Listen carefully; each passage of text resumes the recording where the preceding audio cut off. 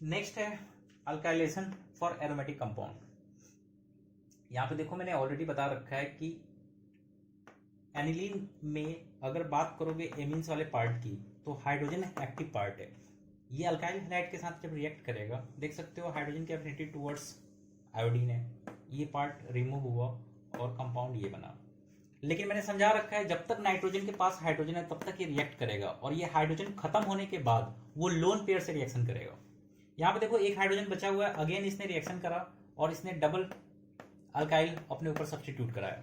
लेकिन अभी भी रिएक्शन रुकेगी नहीं। क्यों नहीं रुकेगी? क्योंकि इसके पास क्या है, लोन पेयर।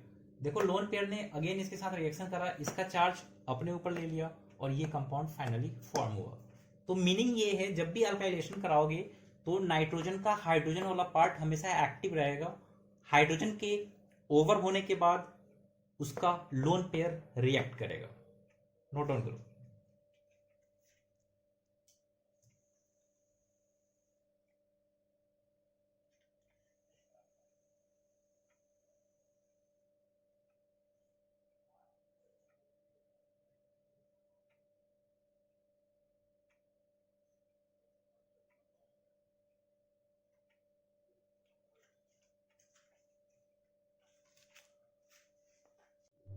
थर्ड है carbyl amine reaction.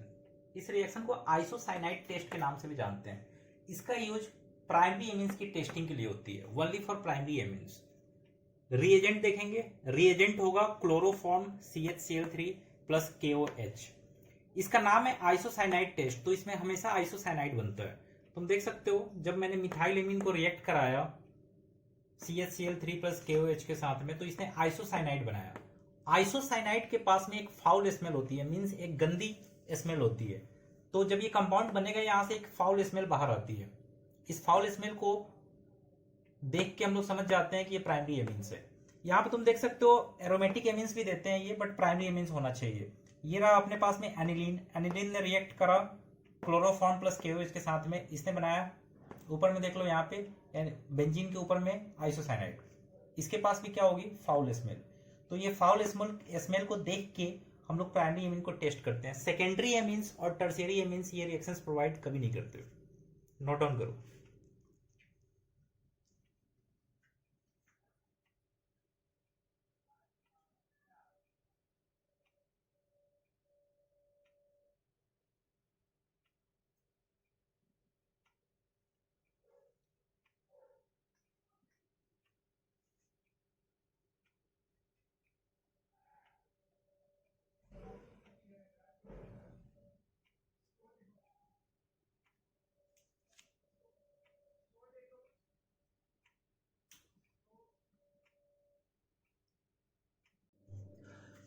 Chemical properties of amines.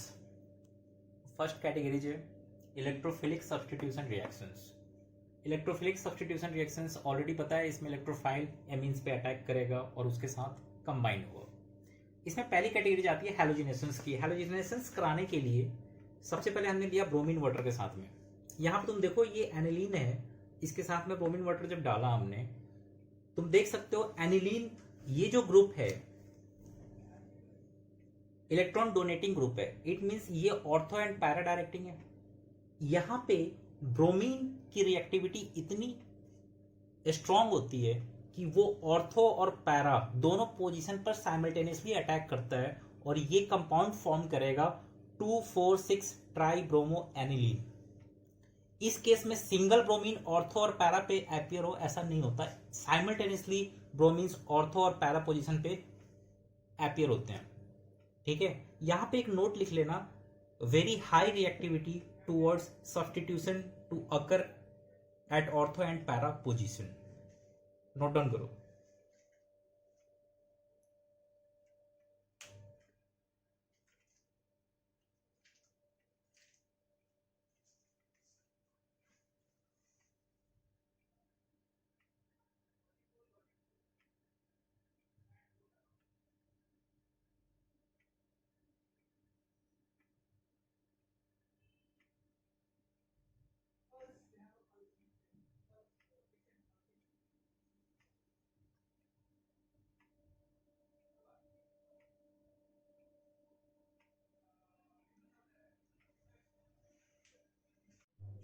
Next properties alkylation.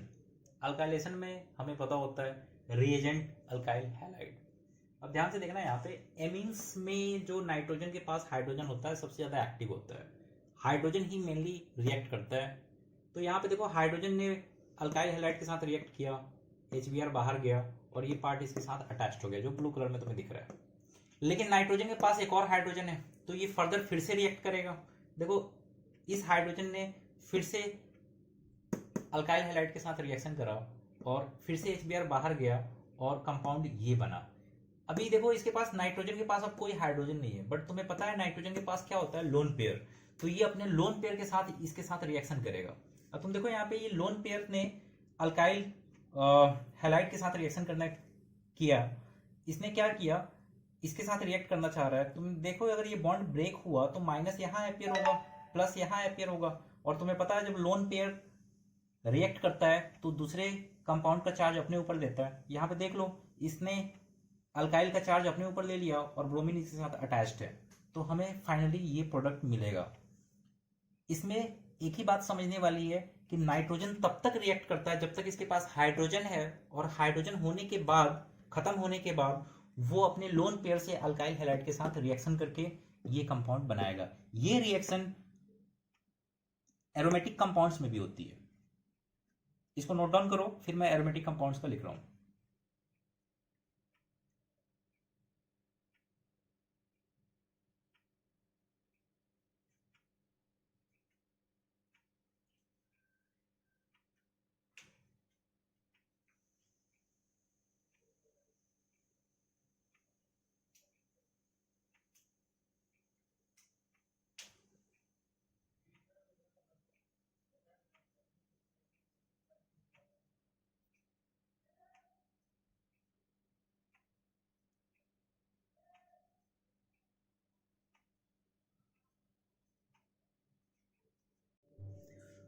Second chemical reaction, reactions with benzene sulfonyl chloride.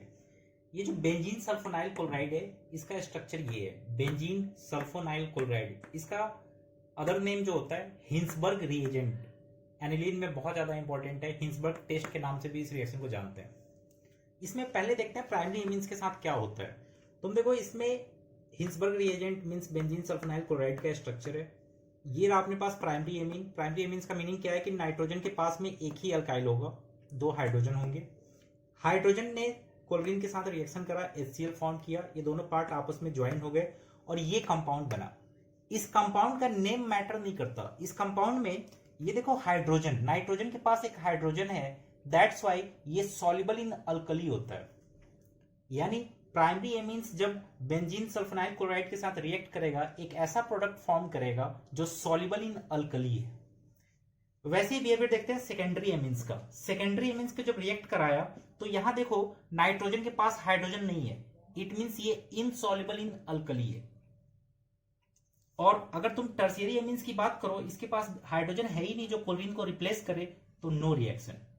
ये जो टेस्ट है इसको जानते हैं हिंसबर्ग टेस्ट के नाम से। ये प्राइमरी, सेकेंडरी और टर्शियरी एमीन्स को डिस्टिंग्विश करने के लिए यूज करते हैं। प्राइमरी एमीन्स एक ऐसा प्रोडक्ट बनाएगा जो सॉल्युबल इन अल्कली होगा।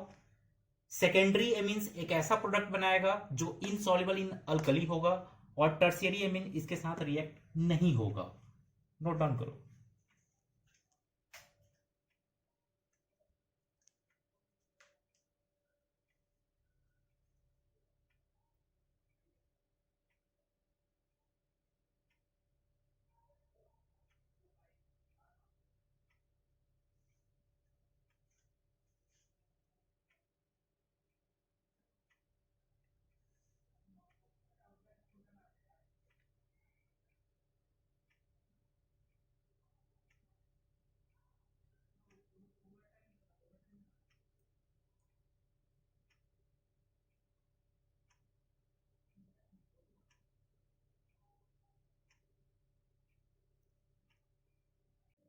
सल्फोनेशन।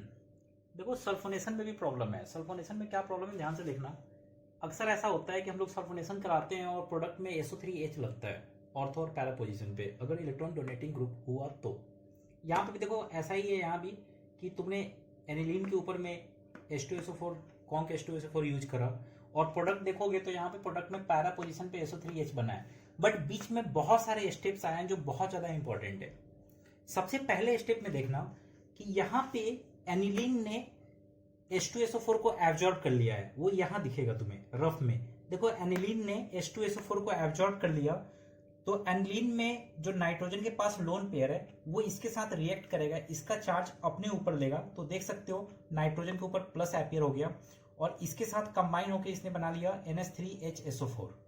जब ये कंपाउंड फॉर्म होता है, इसको जब तुम हीट करते हो और हीटिंग टेम्परेचर इतना होना चाहिए, तो हीट करने पे यहां से SO3 माइनस आयन निकल के पैरा पोजीशन पे अटैच्ड होगा। देखो यहाँ पे SO3 माइनस पैरा पोजीशन पे अटैच्ड हुआ।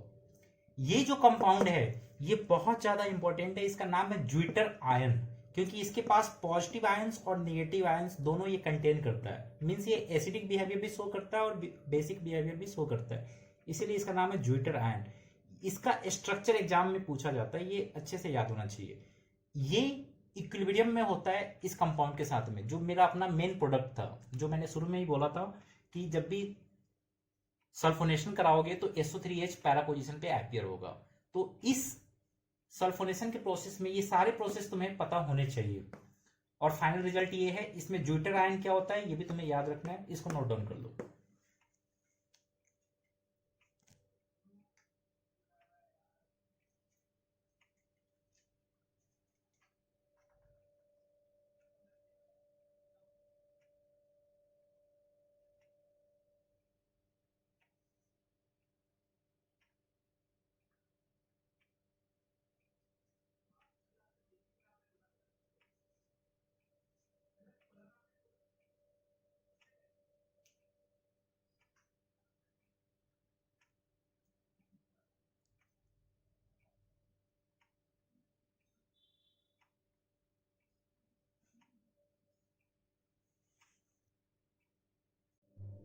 Second properties, nitration.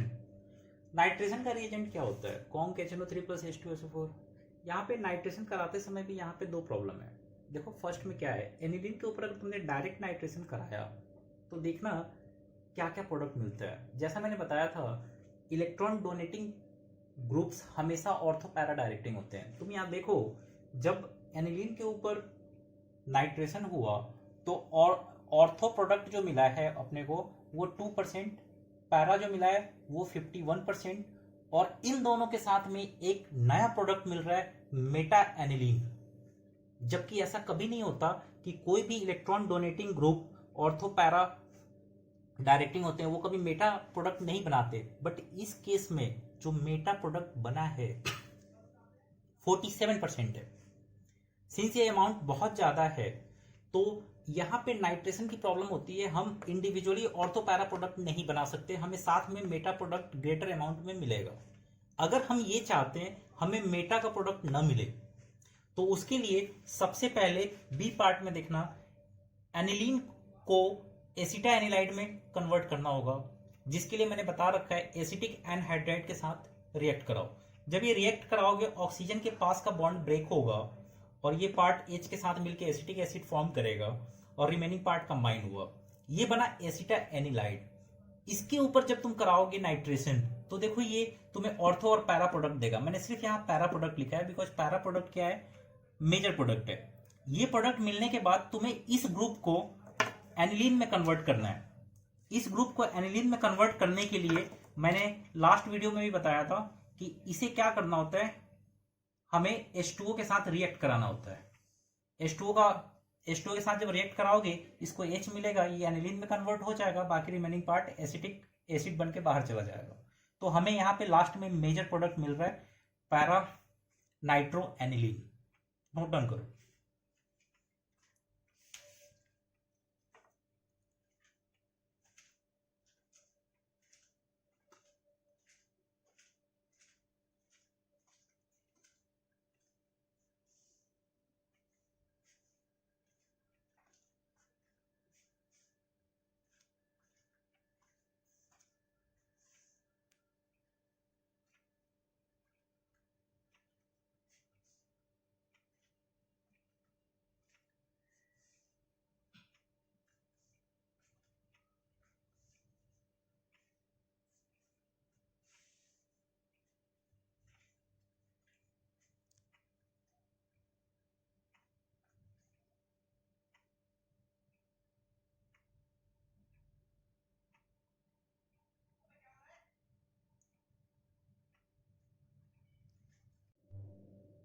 हाँ, सेकेंड है हैलोजिनेशन। हैलोजिनेशन का सेकेंड पार्ट है formation of mono halogenated aniline.